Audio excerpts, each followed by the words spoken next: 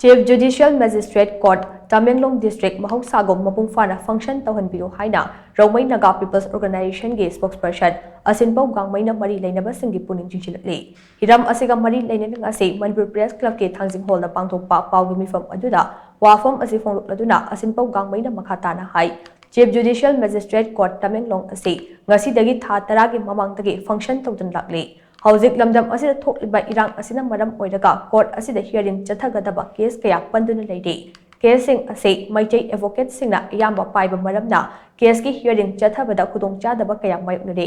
Hiram asigi matangda chahi asigi March 18 da High Court of Manipuri Chief Justice da waka cherol ama pishinba lekre. Adubu hauzik fauba chanaba thabak amata paikhalaktre. Hiram asigi matangda mari leinaba authorities singna ahenba meeting changbiyo haina mahangna makha takhe. Most of our people, say 80%, are living in the hill districts.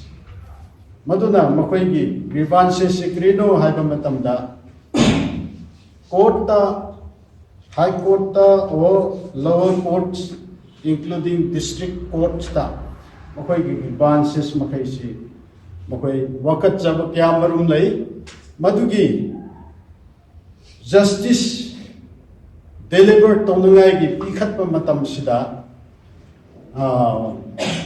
legal experts sing na hadgumna justice delay justice denied haibsi leitaba nate ekoi gi mission so aduna makoi gi grievance masimai na tawi haina apex body ama oibanina Rongmei Naga people the prokma matam da ekoi na masi how to bring the grievances of the people to the notice of the authority concerned, I would say, through the media friends,